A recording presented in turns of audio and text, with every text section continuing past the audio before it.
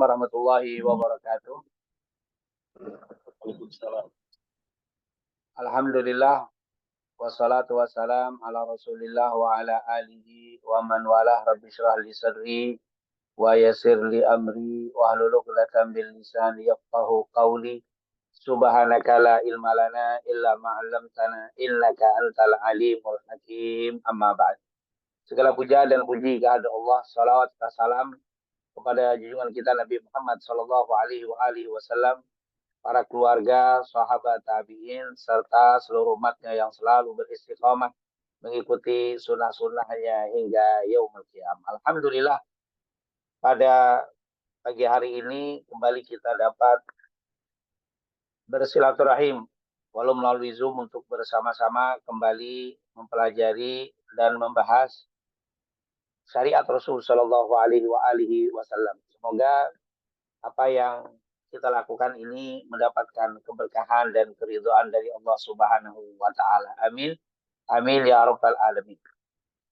Di kesempatan pagi hari ini yang biasanya kita membahas tentang hadis Rasulullah Shallallahu alaihi wasallam yang terdapat di dalam kitab Arba'in An-Nawawiyah, tapi di kesempatan pagi hari ini karena memang berkaitan dengan bulan Rabiul Awal, terlebih lagi saat ini kita masih di tanggal 13 bulan Rabiul Awal, yang artinya baru kemarin kita melewati bulan atau tanggal 12 Rabiul Awal, di mana dilahirkan junjungan kita Nabi Muhammad Shallallahu Alaihi Wasallam.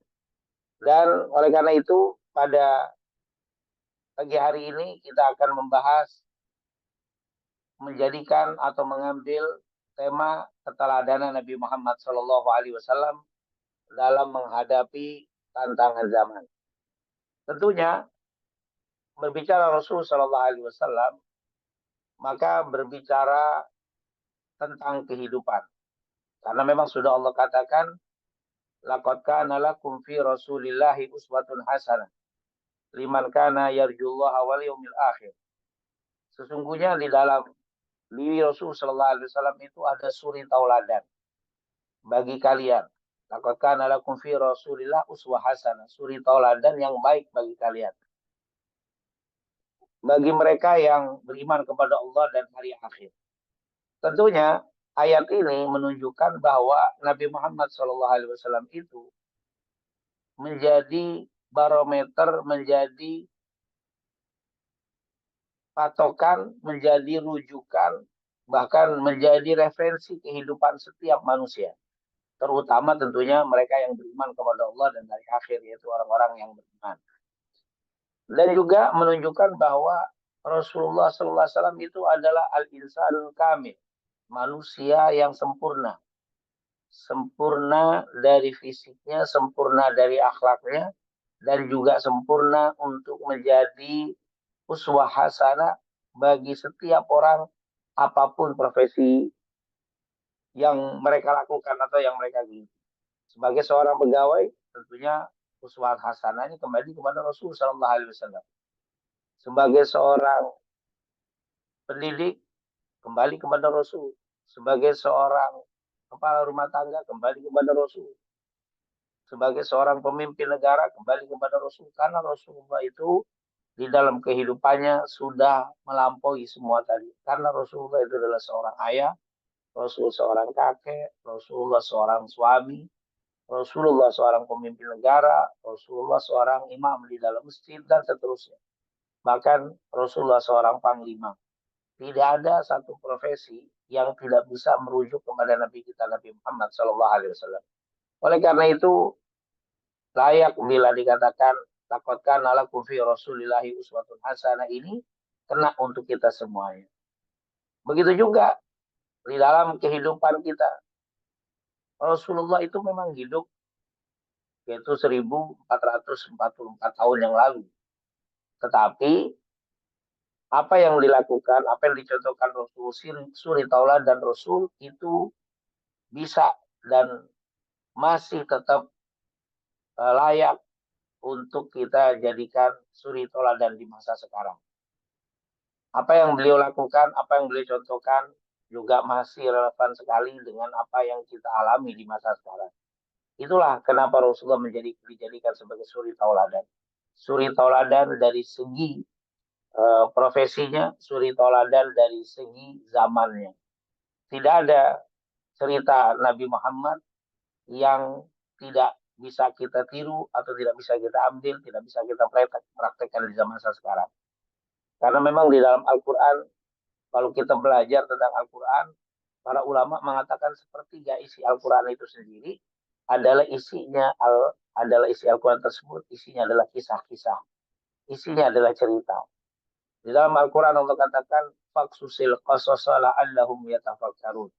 Ceritakanlah kisah-kisah yang ada di dalam Al-Quran, terutama kisah-kisah para nabi, karena kisah-kisah tersebut agar kita menjadi orang yang berpikir. Artinya, kisah itu bukan hanya untuk diceritakan, tapi isi kandungan daripada kisah tersebut adalah pelajaran untuk kita yang bisa kita terapkan di masa sekarang.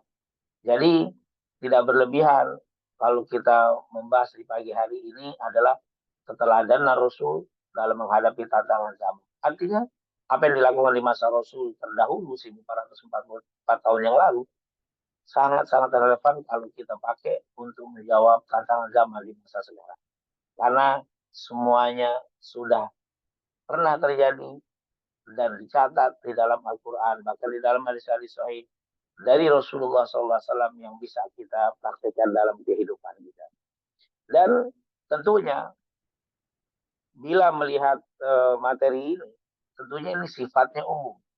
Dan ini tentunya seharusnya kalau kita mau lebih panjang, yaitu kita bisa mengambil dari sisi apa? Dari sisi kesulitan atau sisi kesenangan atau situasi kondisi yang dalam keadaan yang tidak jelas dan seterusnya. Itu bisa kita ambil satu-satu sisi dari keadaan yang kita hadapi ini dan merujuk kepada Nabi Muhammad SAW. Tapi karena memang ini masih sifatnya umum, karena juga waktu sangat terbatas, maka kita coba bagaimana mensikapi Rasul Shallallahu Alaihi Wasallam di dalam kesehariannya, yaitu di dalam keseharian Rasulullah Shallallahu Alaihi Wasallam di dalam menjalani kehidupan, sehingga kita berusaha untuk mengikuti Nabi Muhammad SAW dari kesehariannya. Yang pertama, ini tentunya dikatakan oleh para ulama sudah menjadi rutinitas Nabi Muhammad SAW di hari-hari yang beliau lalui.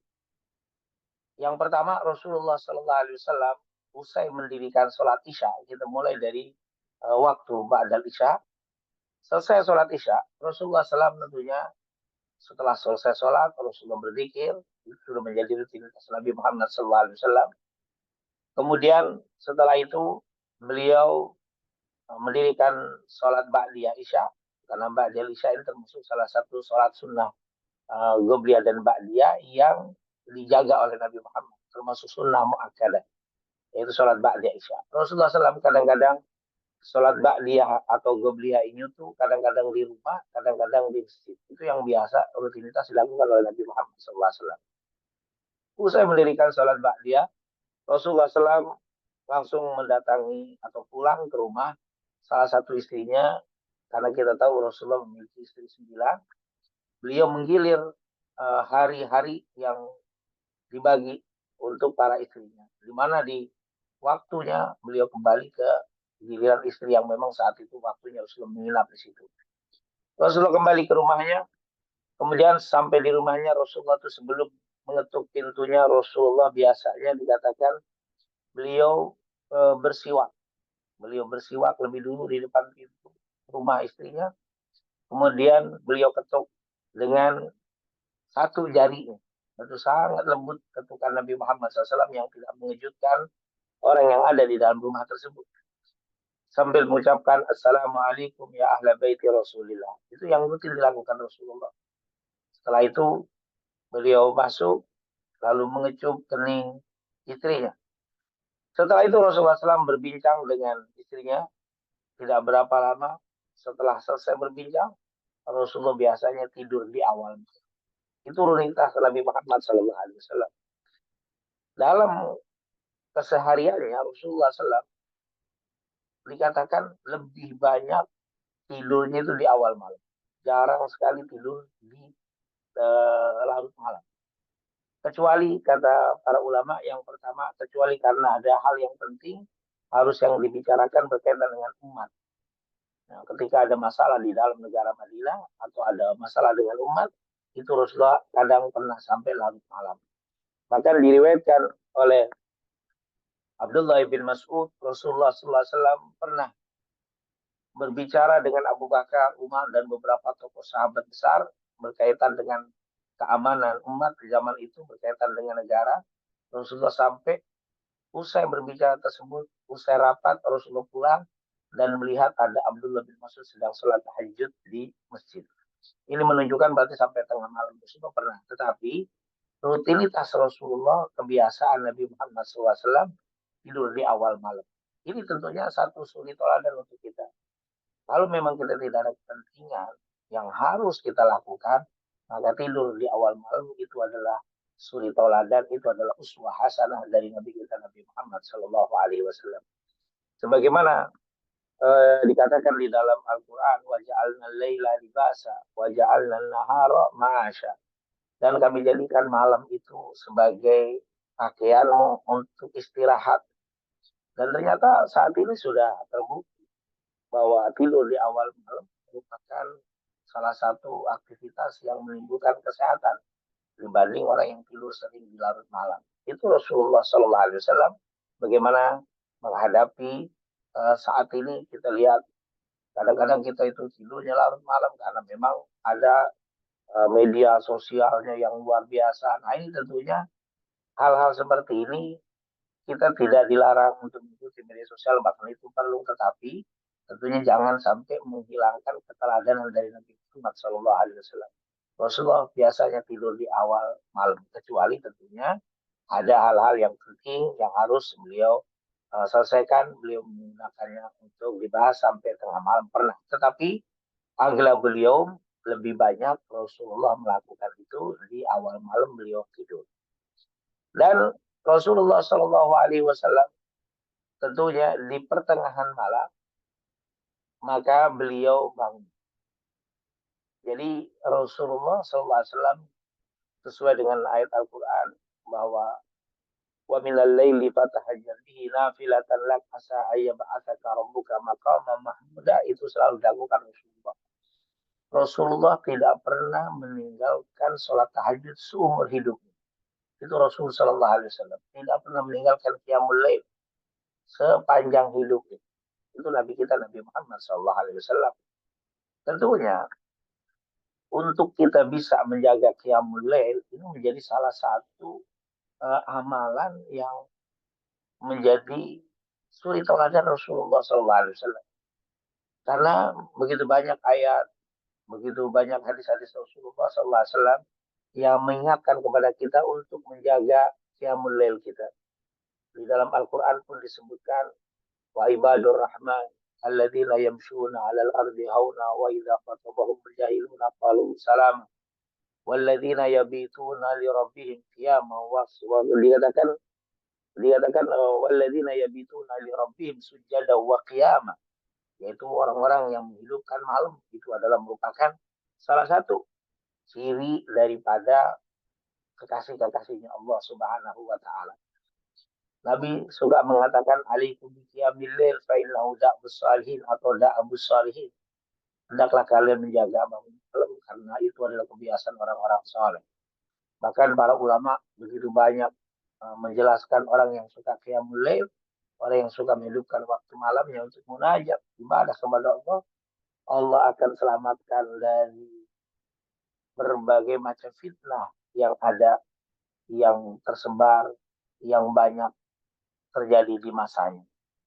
Jadi untuk menghadapi tantangan zaman ini bukan hanya harus dirancang dengan pemikiran, dengan ilmu, tetapi juga jangan lupa dengan sisi spiritual kita, yaitu dengan qiyamul lail. Itu gudwah, itu suri tauladan Rasulullah Sallallahu Alaihi Wasallam. Maka ketika kita mengikuti apa yang dicontohkan Rasul ini, insya Allah keadaan zaman yang sebagaimanapun kita akan tetap terjaga, kita tetap akan bisa menghadapi tantangan zaman yang seperti saat ini. Ini yang dikatakan oleh para ulama. Rasulullah bangun di awal malam, ada yang mengatakan di pertengahan, kadang-kadang di seperti akhir malam. Intinya tidak pernah Rasulullah SAW meninggalkan qiyamul lail. Dan tentunya kita tidak membahas bagaimana qiyamul lailnya Nabi, ibadahnya Nabi di waktu malam. Tapi sudah menjadi kebiasaan Rasul ketika dia bangun di waktu malam, beliau tidak langsung turun dari tempat tidurnya, tapi dia duduk di kasurnya, lalu membaca 10 ayat terakhir dari surat Al Imran.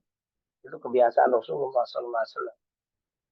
Artinya ini perbuatan Nabi yang luar biasa.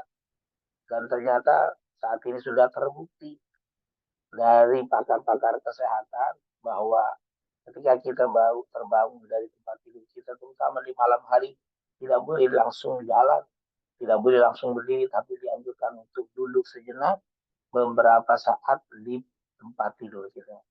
Dan ini sudah dilakukan oleh Rasulullah SAW. Tetapi Rasulullah SAW waktu duduk tidak diam diri, tapi beliau membaca 10 ayat terakhir dari surat Al-Imran. Ini salah satu keteladanan Rasulullah SAW. Berapa banyak kita mendengar ada orang yang bangun tidur, lompat, langsung lari di tengah malam, ini yang berbahaya. Di waktu malam, lalu dia langsung berdiri, lalu tiba-tiba terjatuh. Ini berbagai macam penelitian itu merupakan jatuh yang sangat berbahaya ketika dia baru bangun di malam hari, langsung dia bergerak, lalu terjatuh. Ini sesuatu yang fatal. Dan ini sudah dicontohkan oleh Nabi Muhammad SAW. Rasulullah tidak pernah bangun langsung turun dari tempat tidurnya. Beliau duduk lebih dulu membaca 10 ayat dari surat Al-Imran yang terakhir. Setelah itu baru Rasulullah berdiri, lalu Rasulullah masuk ke kamar mandinya dan seterusnya, berwudu dan seterusnya, selesai sampai beliau sholat. Dan itu adalah kebiasaan Rasulullah Shallallahu Alaihi Wasallam. Tentunya sekali lagi kita tidak membahas bagaimana qiyamul lailnya Nabi Muhammad karena waktu yang tidak memungkinkan untuk kita bahas semua. Ini hanya kita baca rutinitas Rasulullah untuk bisa kita ambil keteladanan dari keseharian kita. Kemudian Rasulullah SAW terus mendirikan sholat dan ditutup sholatnya qiyamul lailnya dengan sholat witir. Setelah itu datang waktu subuh, Rasulullah bilang salatul laili matna matna fa idza khusiyatil fajr falyutir biwahidah. Salat malam itu dua-dua, jika engkau takut subuh itu dengan witir. Setelah salat witir tidak berapa lama adzan subuh. Maka Rasulullah SAW setelah adzan subuh salat qabliyah 2 rakaat. Setelah itu Rasulullah SAW berbaring yattaji, yaitu berbaring tapi tidak tidur, tapi berbaring, mungkin merenggangkan persediaan-persediaan yang memang dari tengah malam sudah digunakan untuk ibadah kepada Allah Subhanahu. Jadi Rasulullah pun ayat taje, yaitu dengan merenggangkan badannya sambil berbaring. Setelah itu beberapa saat baru Rasulullah keluar ke masjidnya dan mendirikan sholat subuh, tentunya menjadi imam. Ini kebiasaan Rasulullah Sallallahu Alaihi Wasallam. Usai sholat subuh, Rasulullah SAW berzikir dan berzikir sampai terbit matahari. Itu yang rutin Rasulullah lakukan. Di dalam hadis riwayat Anas bin Malik, man shallal ghadata fi jama'atin summa qa'ada yadhkurullah hatta tatul asyams summa shalla rak'atain kanat lahu ta'dilu kanat lahu ta'dilu hajja wal umrah tamah. Apa kata Rasul sallallahu alaihi wasallam? Siapa yang usai sholat subuh berjamaah, kemudian dia duduk berzikir kepada Allah sampai terbit matahari, lalu dia mendirikan sholat 2 rakaat, maka dia akan mendapatkan pahala seperti berhaji dan berumrah. Ini luar biasa. Suri toladan Rasul Sallallahu Alaihi Wasallam. Mungkin kita yang kerja di kantor sulit untuk mengikuti karena saat syuruk itu mungkin sudah hampir jam 6. Sementara kita harus pergi ke kantor, maka kita tidak bisa dilakukan. Tapi di saat-saat libur, di saat-saat senggang di rumah kita tidak ada kerjaan yang mendesak, alangkah indahnya kalau kita ikuti suri toladan Rasulullah SAW. yaitu usai sholat subuh berjamaah di masjid, di musola. Jangan kita tinggalkan tempat sholat kita sampai terbit matahari lalu kita sholat 2 rakaat. Maka orang yang melakukan seperti itu mendapatkan pahala seperti berhaji. Dan oleh karena itu orang yang sering melakukan sholat seperti ini atau amal seperti ini, maka dia tidak kecil hati ketika melihat antrian haji yang begitu panjang luar biasa. Kenapa? Karena pada hakikatnya dia sudah mendapatkan banyak pahala. Bahkan kata Rasul, ta'adilul hajja wal umrah, tama. Dia mendapatkan pahala seperti orang yang berhaji dan berumrah, sempurna. Subhanallah.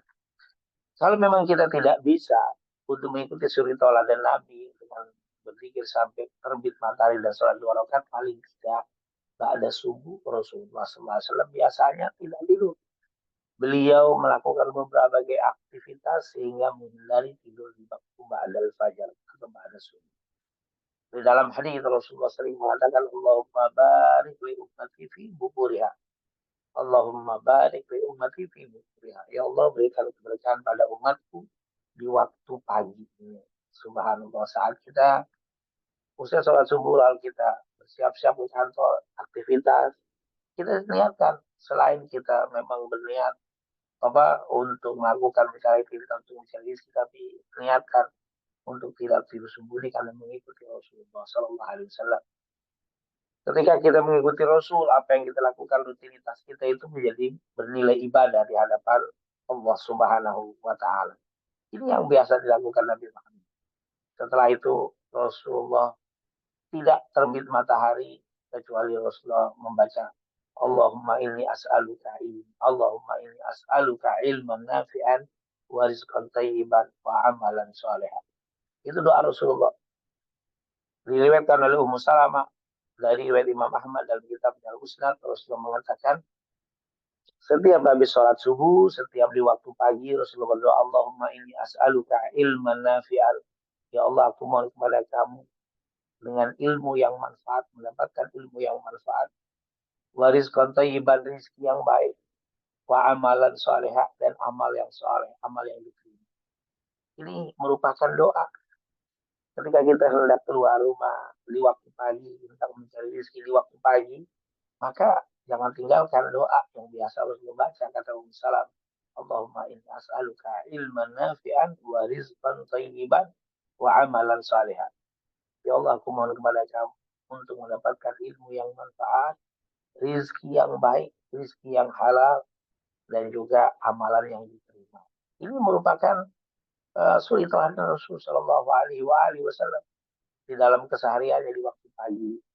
Maka kalau kita bisa melakukan suri teladan ini, subhanallah, saat kita bekerja itu, saat kita keluar melakukan aktivitas mencari rezeki, insya Allah di dalam perjalanan kita, di dalam aktivitas kita diawali dengan sholat dan doa seperti tadi, insya Allah Allah buka pintu rezeki yang halal. Nah, karena kita perlu dan kita sangat membutuhkan rezeki yang halal dan juga yaitu rizqan thayyiban, yaitu ilmu yang manfaat dan juga rezeki yang halal.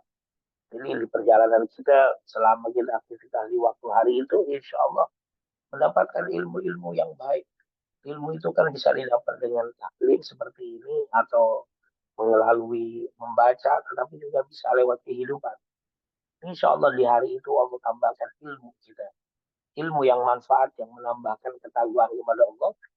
Dan di hari itu Allah tambahkan rezeki yang halal untuk kita.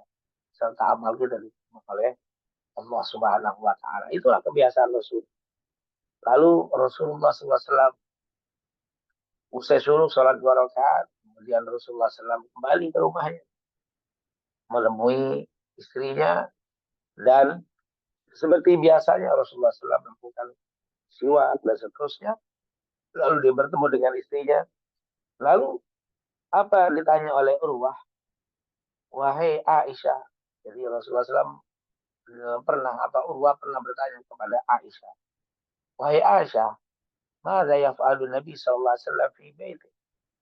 Wahai Aisyah, apa yang dilakukan Rasulullah sallallahu alaihi wasallam di rumahnya saat beliau masuk ke rumahnya itu? Maka Aisyah berkata, kana yaf'alu mihnata ahli. Nah, kata Rasulullah dulu, Rasulullah SAW itu kalau masuk ke rumahnya, beliau suka mengerjakan apa yang dilakukan oleh istrinya, mengerjakan pekerjaan rumahnya. Maka di dalam hadis Rasulullah SAW terkadang yaknusul bait, yakumul bait, yaitu membersihkan rumah, nyapu dan sebagainya. Rasulullah SAW kadang menjahit bajunya sendiri yang rusak atau yang bolong atau yang sobek, terus menjahit dengan tangannya sendiri. Bahkan Rasulullah SAW kadang-kadang memerah susu dari kambingnya sendiri. Rasulullah SAW memerah sendiri susu. Nah, ini menunjukkan bahwa suri tauladan Nabi yang ditunjukkan kepada kita. Jangan pernah kita malu untuk melakukan pekerjaan rumah tangga. Bahkan seorang bapak, mungkin ketika kita di kantor, kita adalah seorang kepala kantor, mungkin seseorang yang punya jabatan tinggi, bahkan orang dihormati. Kita punya anak buah yang banyak, tapi ketika kita di rumah, maka kita jangan malu untuk melakukan apa yang dilakukan seperti yang dicontohkan oleh Rasulullah SAW.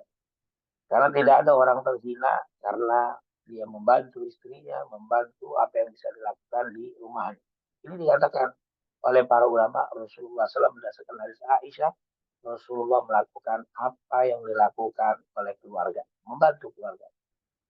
Tapi juga tidak ada keterangan atau hadis yang menjelaskan bahwa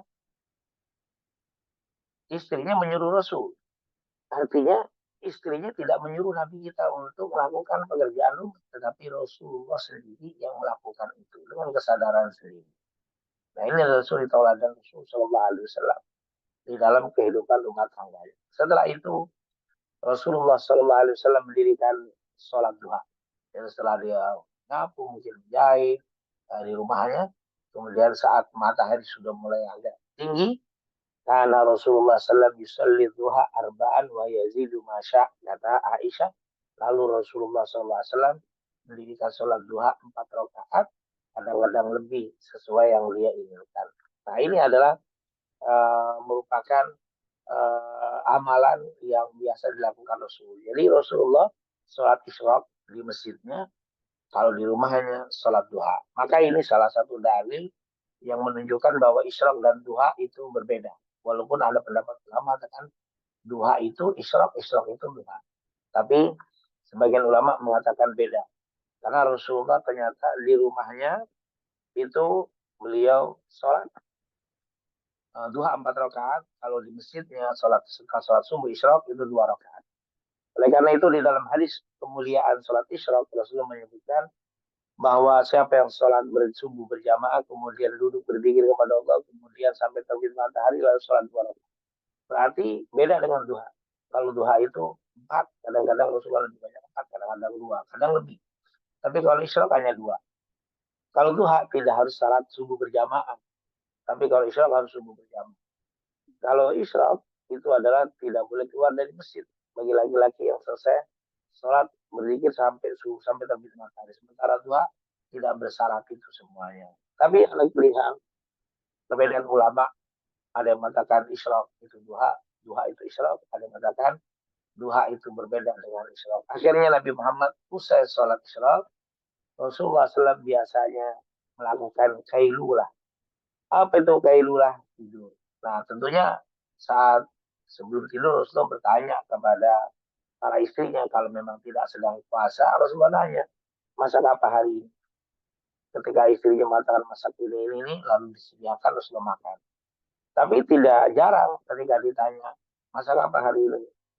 Para istrinya mengatakan, kita tidak masak ya Rasul, karena tidak ada makanan. Maka saat itu Nabi langsung mengatakan, idzan asum.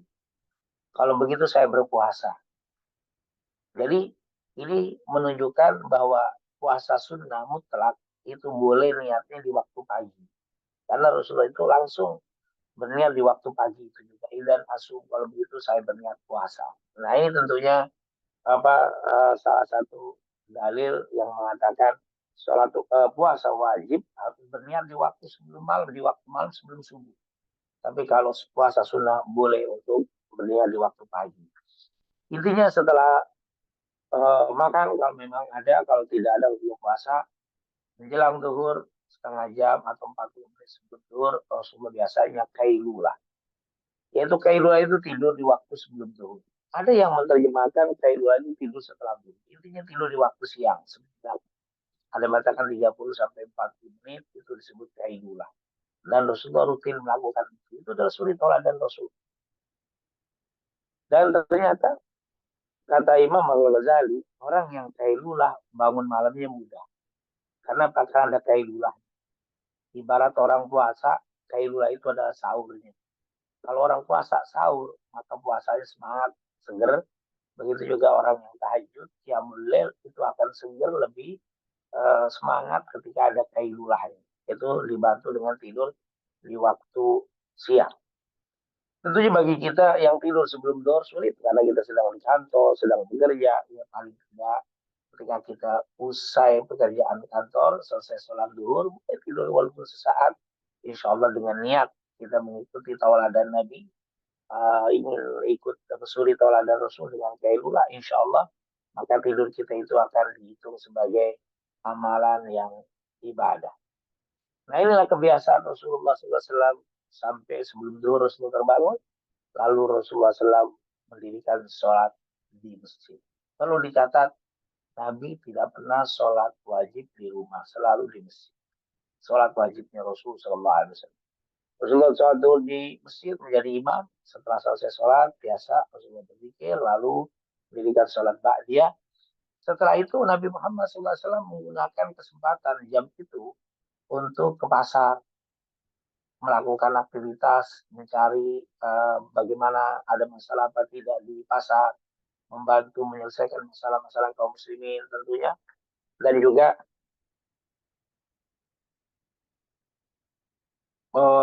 Rasul Shallallahu Alaihi Wasallam mendatangi pasar-pasar, bahkan waktu di pasar Rasul melihat ada orang yang menjual kurma yang atasnya itu kering, lalu Rasulullah periksa yang di bawah ternyata basah. Maka Nabi mengatakan, man ghassana falaysa minna. Siapa yang menipu bukan dari golongan kami. Artinya itu dilakukan di siang hari. Dan kadang-kadang di siang hari itu juga Rasulullah SAW biasanya juga mendatangi seorang kerabat-kerabat atau sahabat-sahabat yang sedang sakit. Rasulullah datangi, Rasulullah jenguk, dihibur oleh Rasulullah SAW. Kadang-kadang Rasulullah membawa beberapa sahabat untuk mendatangi bersama-sama sahabat yang sedang sakit. Artinya duhur asar itu hubungan sosial, yaitu pimpin melakukan aktivitas dengan bersilaturahim, mengunjungi yang sakit, jenguk orang yang sedang kena musibah, memperhatikan pasar dan seterusnya. Itu kegiatan Rasul Sallallahu Alaihi Wasallam. Ini menunjukkan bahwa Nabi Muhammad SAW itu bukan hanya aktif melakukan aktivitas, bukan hanya masjid, masjid, musola, ta'lim, bukan itu saja. Tapi di dalam keduniaan pun Rasulullah melakukan itu. Maka ketika kita melakukan aktivitas mencari rezeki di siang hari, keluar kita dari rumah kita ke kantor kita, itu merupakan aktivitas juga yang dicontohkan Nabi Muhammad SAW. Justru Nabi Muhammad itu tidak suka dengan menggunakan waktu tanpa aktivitas. Makanya di dalam Al-Quran, Fa'idha farauta fansau. Kalau kamu sudah selesai melakukan suatu pekerjaan, carilah pekerjaan lain yang kalau kamu sudah selesai melakukan satu tugas, cari tugas lain. Jangan kau biarkan waktu senggangmu itu tanpa berisikan hal-hal yang bermanfaat untuk diri, keluarga, dan orang lain. Itu merupakan rutinitas Rasulullah Sallallahu Alaihi Wasallam.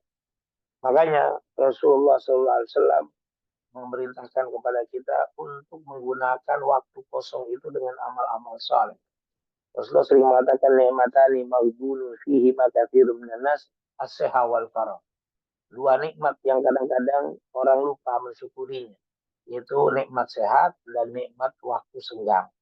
Jadi waktu senggang itu merupakan sebuah nikmat untuk kita bisa isi dengan berbagai macam amal-amal saleh. Ini yang disebut dengan waktu farad. Dan ini yang dilakukan oleh Rasulullah Shallallahu Alaihi Wasallam.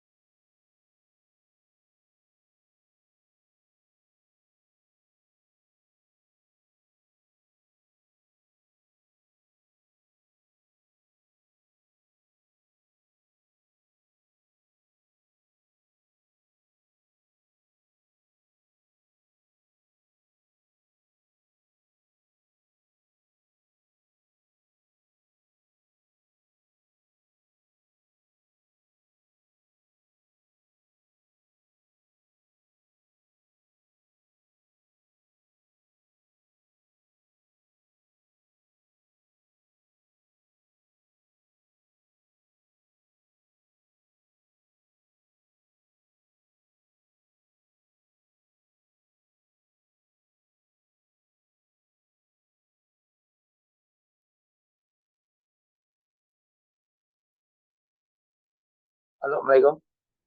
Waalaikumsalam warahmatullahi. Ya, apa? Silakan Ustaz. Ya, jadi rutinitas Rasulullah SAW. Jadi keteladanan Nabi, sesibuk apapun pekerjaan kita, sebanyak apapun pekerjaan kita, jangan sampai tertinggal sholat wajib kita. Itu yang dicontohkan Rasulullah SAW. Apa kurang sibuknya Rasulullah SAW, tapi tetap berbagai macam kesibukan sebagai kepala negara saat itu di Madinah. Beliau tetap dohor, beliau berjamaah menjadi imam. Begitu juga asar tetap beliau lakukan dengan menjadi imam. Ini tentunya satu uswah hasanah untuk kita. Insya Allah dengan kita menjaga sholat kita, kita akan dijaga oleh Allah. Sebagaimana dikatakan di dalam Al-Quran, Intan surullah yang surkum. Jika kamu menolong Allah, Allah akan menolongmu.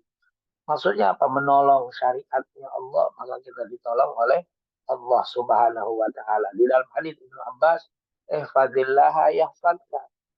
Jagalah Allah, niscaya Allah akan menjaga.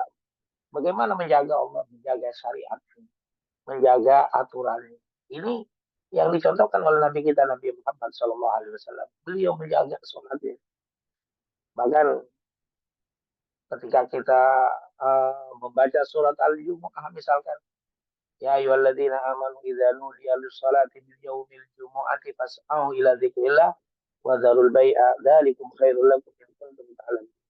Jika kamu sedang melakukan berbagai macam aktivitas lalu terdengar suara panggilan adzan di hari Jumat, segeralah tinggalkan aktivitasmu, daganganmu, kerjaan untuk mendirikan sholat Jumat. Artinya itulah keteladanan Rasulullah Sallallahu Alaihi Wasallam. Insya Allah kalau kita menjaga kewajiban-kewajiban kita yang dicontohkan Rasulullah Sallallahu Alaihi Wasallam, maka insya Allah keadaan zaman bagaimanapun Allah akan tetap jaga kita.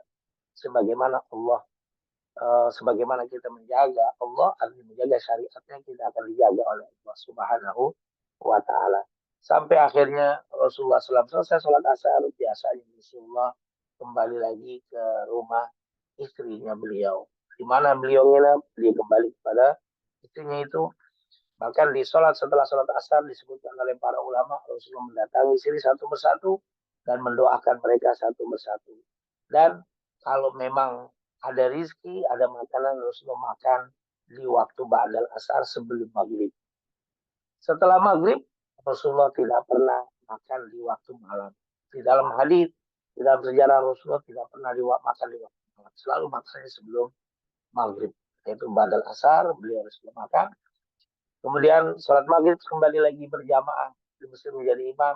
Lalu menghidupkan antara maghrib dan isya full untuk Allah Subhanahu Wa Taala. Ihya bainal isya'ain. Menghidupkan antara maghrib dan isya dengan berbagai macam ibadah. Tentunya sampai sholat isya. Kemudian beliau sholat isya berjamaah menjadi imam. Tidak berapa lama baru beliau pulang untuk istirahat. Itulah mungkin keteladanan Rasulullah SAW dalam satu hari, satu malamnya, khusus untuk kegiatan Nabi secara umum. Tentunya nanti kalau di hari Jumat, tentunya ada malam di hari Jumat yang sedikit berbeda.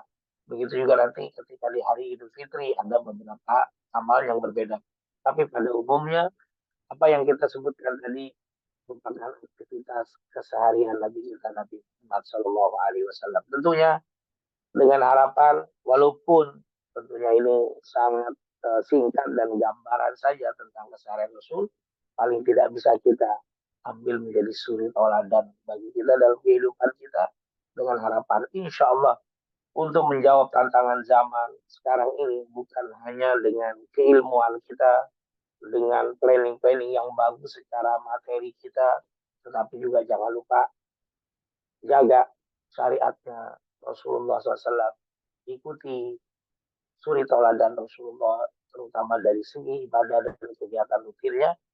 Insya Allah itu akan menjadi modal kita untuk menjawab tantangan zaman saat ini. Insya Allah. Mungkin itu yang bisa saya sampaikan, pembahasan secara singkat tentang bagaimana menjadikan Rasulullah sebagai suri tauladan dalam menjawab tantangan di saat ini. Itu yang bisa saya sampaikan di sesi yang pertama. Mungkin kalau ada pertanyaan kami persilakan.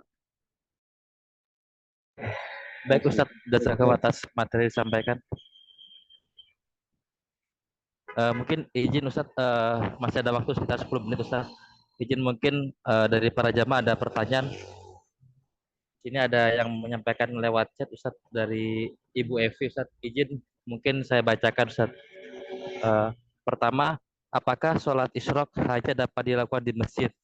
Lalu bagaimana bila ada seorang wanita yang biasa melakukan sholat subuh di rumah, terus duduk zikir dan membaca Al-Quran hingga waktu syuruk, apakah bisa melaksanakan sholat isyraq dan mendapatkan pahala sholat isyraq seperti yang disampaikan Rasulullah? Kemudian yang kedua, apakah Rasulullah kalau sudah melaksanakan sholat isyraq di masjid juga menambahkan sholat duha di rumahnya? Mungkin Ustaz dari Ibu Evi Ustaz. Tafadhol Ustaz. Ya, alhamdulillah. Untuk laki-laki seluruh ulama sepakat di masjid untuk sholat isyraq berdasarkan hadis Anas bin Malik tadi. Man shallal ghadata fi jama'atin. Siapa yang sholat subuh berjamaah itu. Di situ akhirnya kebanyakan dulu kan yang namanya jamaah di masjid. Maka laki-laki sepakati di masjid. Tapi bagaimana untuk wanita? Karena wanita itu tidak harus ke masjid. Boleh dia sholat di rumah. Bahkan kata Rasulullah, la tamna'u ima'akum masajidakum. Jangan kau larang perempuan-perempuan kalian untuk sholat di masjid. Artinya, berarti dasar awalnya seorang muslimah itu sholatnya di rumah. Tapi kalau mau ke masjid, tidak dilarang. Lalu bagaimana kalau dia sholat isyraq, sholat subuh sendiri di rumah, lalu berzikir, baca Quran sampai terbit matahari lalu sholat. Maka kata ulama, dia dapat. Bahkan fatwa dari ulama-ulama Timur Tengah disepakati bahwa wanita mendapatkan pahala sholat isyraq walaupun sholat di masjid subuh sendirian, dia berzikir baca Quran sampai terbit matahari, lalu dia sholat 2 rakaat, lalu dia mendapatkan pahala isyraq. Sama kata para ulama. Jadi alhamdulillah pendapat terbanyak dari para ulama untuk wanita bisa melakukan isyraq di rumah.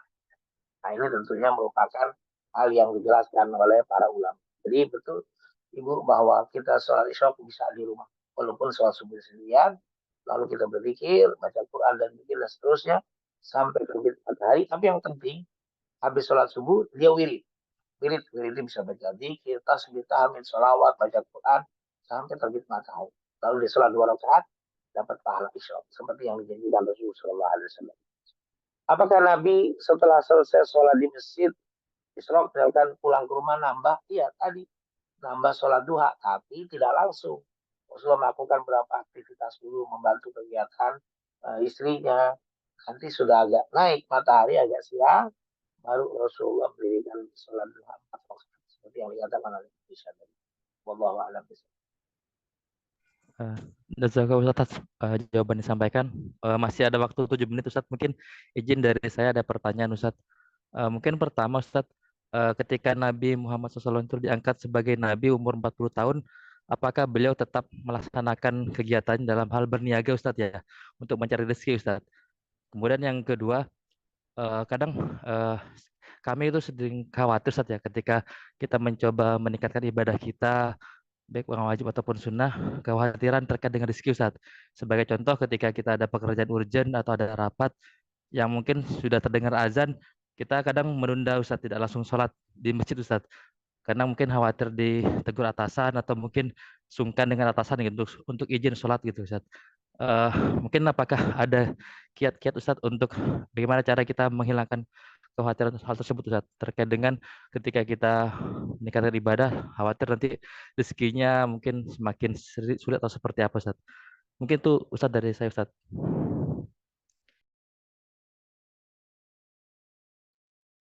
Ya, memang ketika kita kondisi saat ini, kadang-kadang kita sedang rapat, misalkan mungkin sedang seriusnya tiba-tiba azan, kita tidak langsung mendirikan sholat. Ya, memang afdolnya sholat itu tepat waktu. Tetapi tentunya ini kata afdol. As-salatu khairu. Dikatakan ya Rasulullah ayyul amali afdal. Wala as-salatu ala waqtiha. Waktu Rasulullah ditanya ya Rasulullah sholat yang paling afdol itu kapan? Sholat pada waktu. Harus tepat pada waktunya.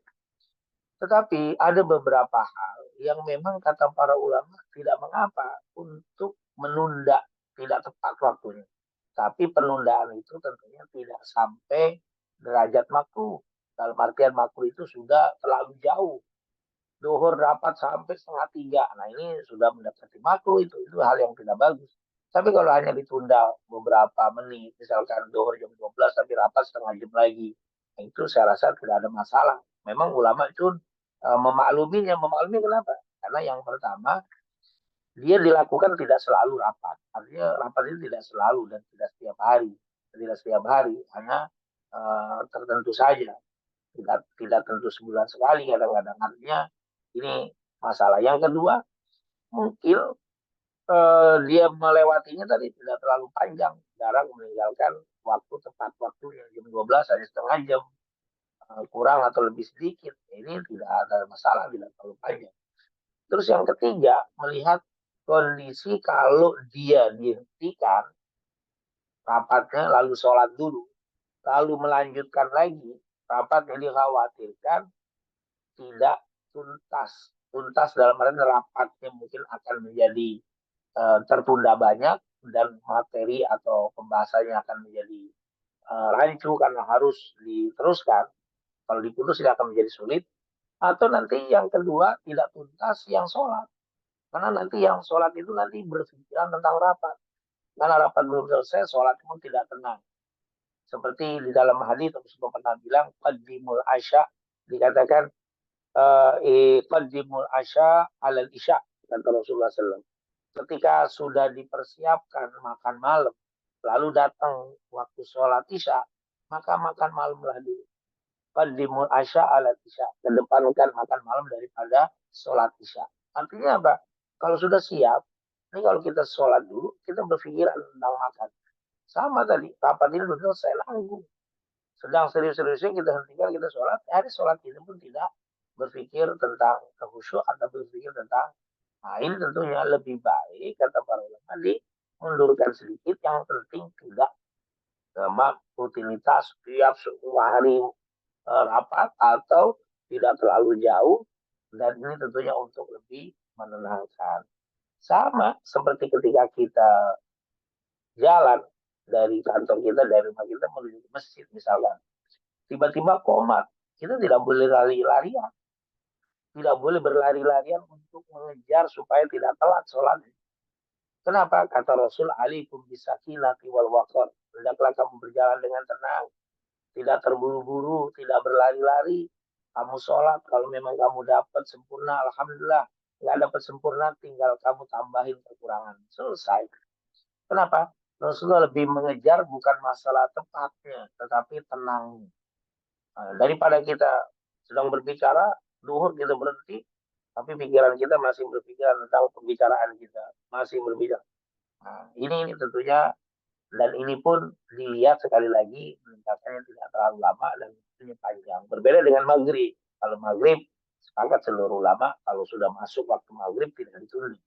Bahkan sholat gobliyahnya saja itu perlu dilihat kalau sudah masuk, sudah penuh orang, lebih baik itu langsung dikoma daripada sholat gobliyah. Begitu juga menunda tidak boleh karena waktunya sangat pendek. Tapi kalau duhur, kemudian isya apalagi ini tentunya masih hal-hal yang dimaklumi. Tetapi sekali lagi tadi ya, dengan syarat tidak selalu rapat, hidupnya jarang rapat sekali-sekali. Yang kedua, tidak terlalu panjang jaraknya. Dan yang ketiga, akan mengalami kerancuan atau kurang tenang, kurang khusyuk. Kalau diputus, kita sholat lalu melanjutkan lagi. Wallahu a'lam bishawab. Adapun Nabi Muhammad SAW setelah menjadi Nabi umur 40 menjadi Nabi, apakah Rasulullah masih berniaga? Iya, Rasulullah SAW masih berniaga. Tetapi setelah nikah, tentunya setelah nikah umur 25 tahun, Rasulullah berniaga. Sampai umur 40, Rasulullah SAW tentunya sudah dapat wahyu. Rasulullah apakah tetap berniaga? Tidak serutin sebelum jadi Nabi. Mulai Rasulullah konsen ke dakwah. Kenapa? Dan juga karena memang kalau bahasa kita simpenan pun sudah banyak. Khadijah kaya raya waktu itu. Jadi kehidupan Rasul SAW, rumah tangganya ada uang dari Sayyidah Khadijah, tetap berjalan. Tetapi langsung turun Nabi dakwah ke Syam dan sebagainya tidak lagi. Karena Nabi mulai konsen ke dalam dakwah beliau. Jadi sebelumnya Rasulullah ke Syam untuk dagang, membawa dagangan itu. Tapi setelah Rasulullah jadi nabi, Rasulullah tidak lagi mulai konsen untuk berdakwah.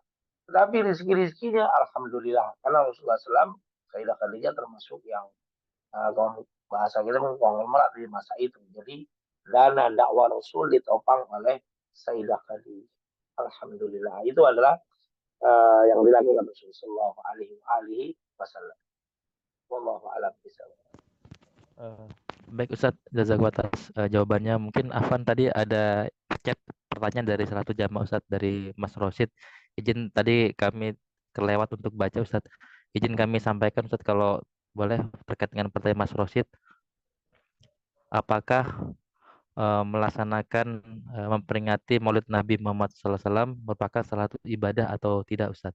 Mungkin itu Ustadz pertanyaan terakhir dari Mas Rosid Ustadz. Tafadhol Ustadz. Iya, memang ada sebagian ulama mengatakan merayakan atau mengingat hari kelahiran Nabi itu adalah ibadah. Berdasarkan beberapa dalil diantaranya hadis Muslim dari riwayat Abu Qatadah suilan Nabi sallallahu alaihi wasallam an saumihi yaumal itsnin. Rasulullah pernah ditanya tentang puasanya setiap hari Senin. Rasulullah mengatakan fihi wulitu wa fihi unzila aliyya. Di hari Senin itu aku dilahirkan, di hari Senin itu aku mendapatkan wahyu. Jadi Nabi mengingat hari kelahirannya dengan berpuasa. Ini menunjukkan bahwa mengingat hari kelahiran Nabi ada dan pernah dilakukan Rasul. Tapi diingatnya dengan berpuasa. Maka ketika kita berpuasa setiap hari Senin, itu salah satunya sebenarnya mengingat kelahiran Rasul Shallallahu Alaihi Wasallam. Karena itu hadis Sahih Muslim. Kenapa Anda puasa? Fihi wulitu waktu dilahirkan di hari itu. Artinya hari itu hari istimewa, hari kelahiran Nabi. Dan memang tentunya semua kelahiran Nabi itu mulia. Semua kelahiran Nabi itu mulia. Maka dalil ini menunjukkan. Kemudian yang kedua di dalam Al-Quran. Qul wa bifadlillahi falyafrahu. Hendaklah kalian bergembira dengan karunia-karunia yang Allah berikan kepada kalian. Qul bifadlillah, katakan dengan karunia Allah falyafrahu. Hendaklah bergembira.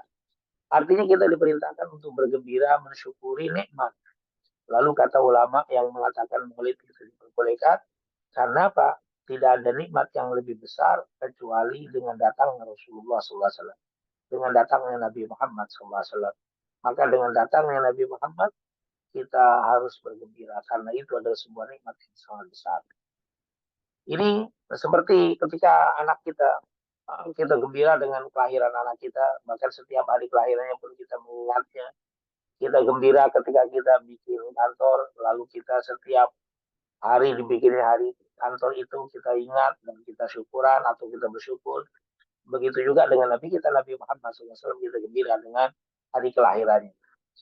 Yang ketiga, juga tujuan daripada ibadah itu sendiri adalah untuk mengingat Rasulullah SAW. Karena ada perkataan ulama yang sangat banyak, di antaranya Sufyan Ibnu Uyainah, Sufyan Ats-Tsauri mengatakan, inda dzikri sholihin tanzilur rahmah.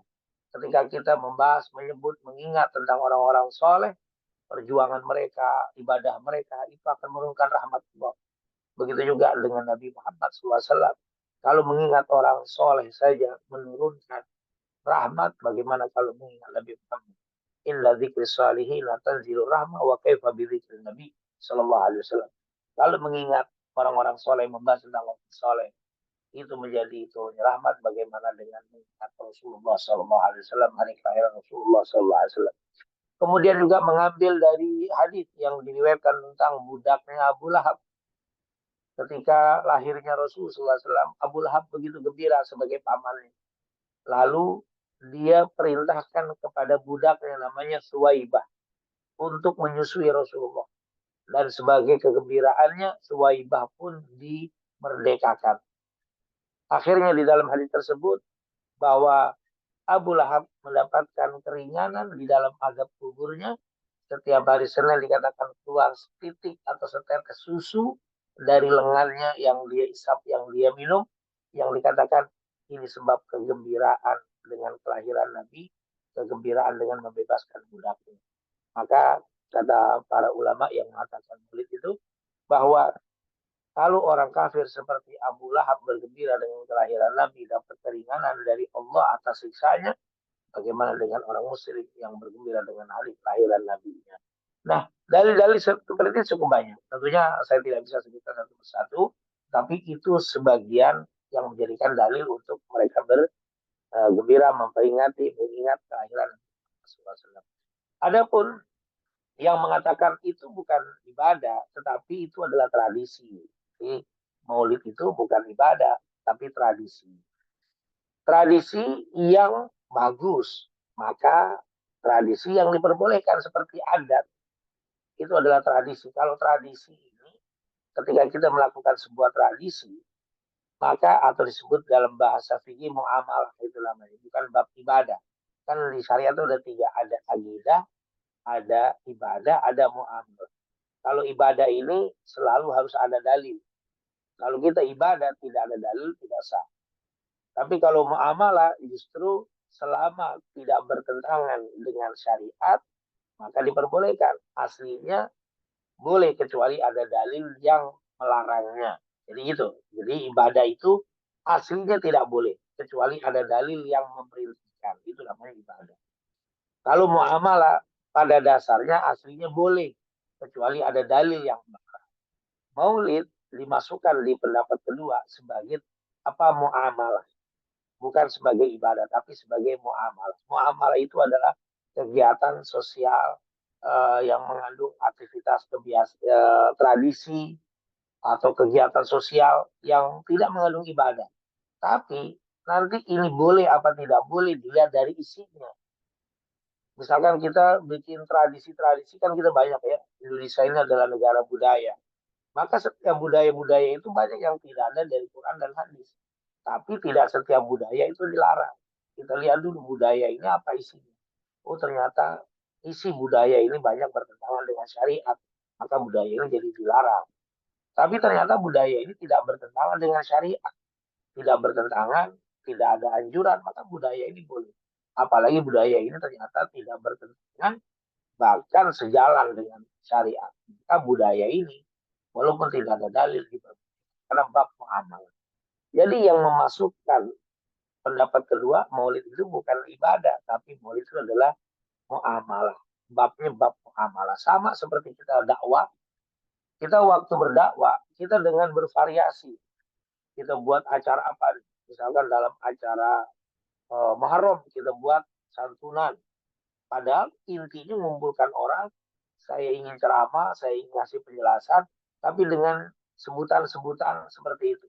Dalam rangka tahun baru Islam, itu sebenarnya muamalah. Dalam rangka kemerdekaan Indonesia, kita mengadakan tablik iman. Itu adalah sebenarnya intinya adalah taklid.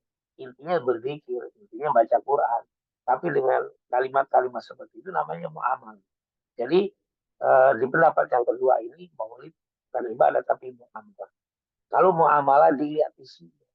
Isinya bagaimana? Kalau isinya bertentangan dengan syariat, menjadi tidak boleh. Tapi kalau isinya bagus, mengandung kebaikan dan mengandung hal-hal yang tidak bertentangan dengan syariat, berarti boleh. Begitu saja. Itu tentunya secara singkat pembahasan tentang maulid itu ibadah atau bukan. Jadi ada dua, ada yang mengatakan ibadah dengan dalil-dalil tadi. Jadi secara otomatis melakukan peringatan maulid dapat pahala. Tapi pendapat yang kedua, dia bukan ibadah, tapi dia hanya bab muamalah. Bab muamalah berarti tidak langsung dapat pahala. Dilihat, kalau memang isinya mengandung kemaksiatan, maulid jadi haram. Sampai ketika mengandung halal yang baik, nanti menuju dalam ibadah. Seperti hari ini pagi ini misalkan kita mengadakan maulid Nabi di acara ini. Terus membaca Quran, lalu berzikir, lalu saya ceramah. Nah, ini tentunya sesuatu yang baik.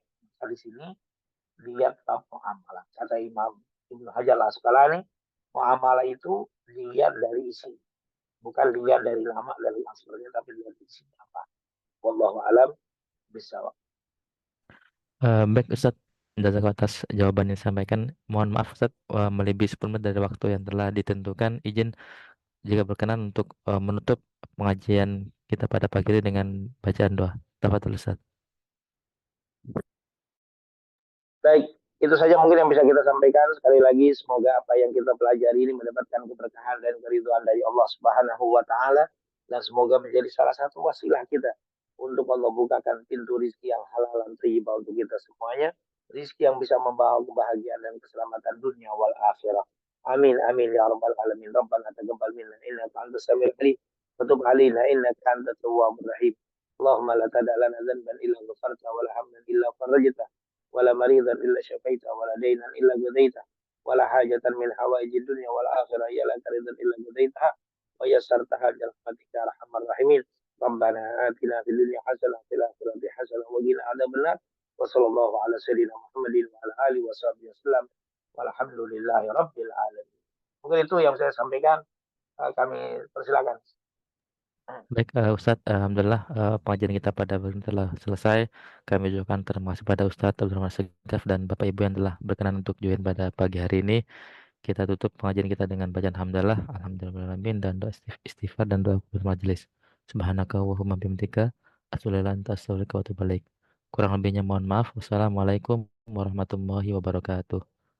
Waalaikumsalam warahmatullahi wabarakatuh. Ya, terima kasih Ustadz dan Bapak Ibu sekalian. Mohon izin live. Terima kasih Pak Ustadz.